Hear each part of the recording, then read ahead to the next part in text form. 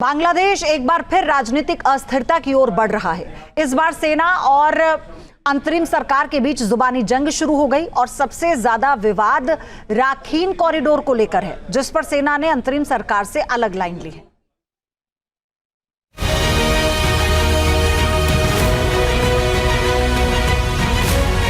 शेख हसीना को सत्ता से हटाकर कुर्सी पर बैठे मोहम्मद यूनुस की मुश्किलें बढ़ गईं।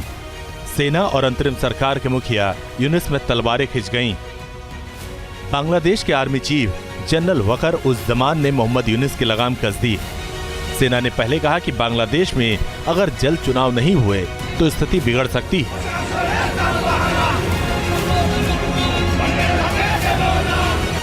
इसी के तहत अब बांग्लादेशी सेना ने राखीन कॉरिडोर पर स्टैंड साफ कर दिया है कि किसी भी कीमत पर कॉरिडोर की एक ईंट भी नहीं रखने देंगे।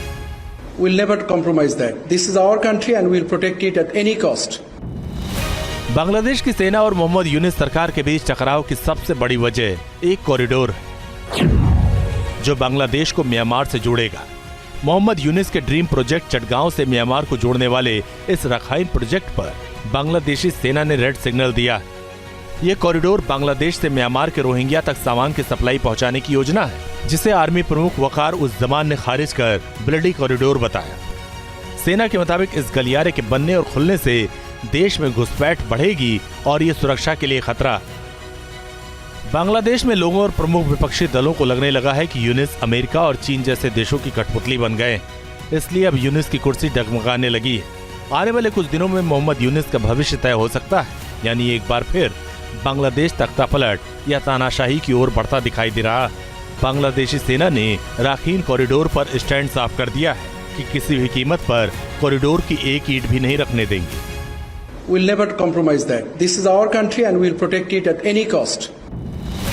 बांग्लादेश की सेना और मोहम्मद यूनुस सरकार के बीच टकराव की सबसे बड़ी वजह एक कॉरिडोर है, जो बांग्लादेश को म्यांमार से जोड़ेगा। मोहम्मद यूनुस के ड्रीम प्रोजेक्ट चटगांव से म्यांमार को जोड़ने वाले इस राखाइन प्रोजेक्ट पर बांग्लादेशी सेना ने रेड सिग्नल दिया। ये कॉरिडोर बांग्लादेश से म्यांमार के रोहिंग्या तक सामान की सप्लाई पहुंचाने की योजना है, जिसे आर्मी प्रमुख वकार उस जमान ने खारिज कर ब्लडी कॉरिडोर बताया।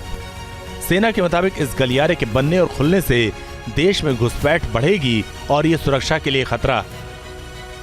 बांग्लादेश में लोगों और प्रमुख विपक्षी दलों को लगने लगा है कि यूनुस अमेरिका और चीन जैसे देशों की कठपुतली बन गए, इसलिए अब यूनुस की कुर्सी डगमगाने लगी है। आने वाले कुछ दिनों में मोहम्मद यूनुस का भविष्य तय हो सकता है, यानी एक बार फिर बांग्लादेश तख्ता पलट या तानाशाही की ओर बढ़ता दिखाई दे रहा। जहाँ भक्ति है हर शब्द में, कथाओं में छुपे हैं दिव्य रहस्य और ज्योतिष देता है जीवन को दिशा। धर्म से जुड़ी हर बातों को जानने के लिए हमारे चैनल स्तुति को सब्सक्राइब करें। चैनल पर जाने के लिए इस लिंक पर क्लिक करें।